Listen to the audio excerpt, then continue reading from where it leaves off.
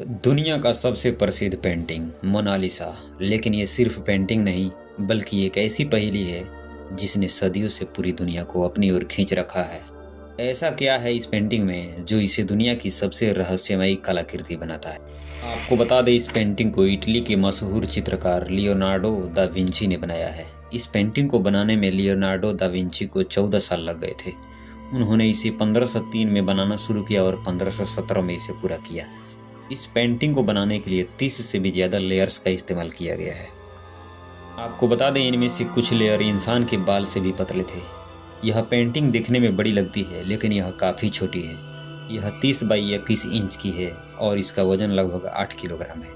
इसे पेपर और कैनवास पर नहीं बल्कि पॉपुलर की लकड़ी पर ऑयल पेंट के साथ बनाया गया है, जिसकी कीमत लगभग 7,000 करोड़ रुपये है। क्या आपने कभी गौर किया है, मोनालिसा की मुस्कान कभी दिखती है कभी गायब हो जाती है। ये सिर्फ पेंटिंग नहीं बल्कि मनोवैज्ञानिक भ्रम है। जब आप इसे सीधा देखते हैं तो ये मुस्कुराती हुई लगती है, पर जब आप एक कोने से देखते हैं तो इसकी मुस्कान गायब हो जाती है। मोनालिसा के सिर्फ होठ बनाने के लिए लियोनार्डो दा विंची को 12 साल लग गए थे। आखिर लियोनार्डो दा विंची ने ऐसा जादू कैसे किया? क्या आपने महसूस किया है कि मोनालिसा की आंखें आपको हमेशा देखती है, चाहे आप किसी भी तरफ खड़े क्यों ना हो। उसकी नज़रें आपके साथ चलती है। इसे मोनालिसा इफेक्ट कहते हैं। ये सिर्फ एक पेंटिंग नहीं, ऐसा लगता है जैसे ये जिंदा हो। लेकिन सवाल ये है कि क्या ये दा विंची की कला थी या फिर कोई रहस्य। लेकिन सबसे बड़ा सवाल, मोनालिसा कौन थी? इतिहासकार मानते हैं कि ये फ्लोरेंस की एक साधारण महिला लीसा घेरारनिदी थी, लेकिन कुछ लोग कहते हैं ये दा विंची का ही फीमेल वर्जन था। और सबसे हैरान कर देने वाली थ्योरी कहती है कि मोनालिसा असल में एक काल्पनिक चेहरा है जो किसी असली इंसान पर आधारित नहीं। क्या आप जानते हैं कि मोनालिसा के बैकग्राउंड में भी राज छुपे हुए हैं?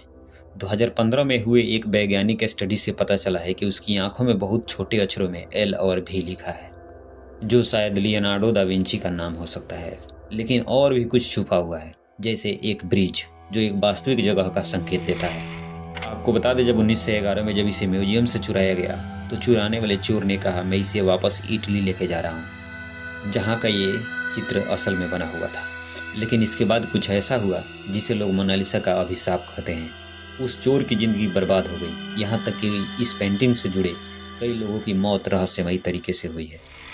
मोनालिसा सिर्फ पेंटिंग नहीं बल्कि अनसुलझे सवालों और रहस्य का एक जाल है।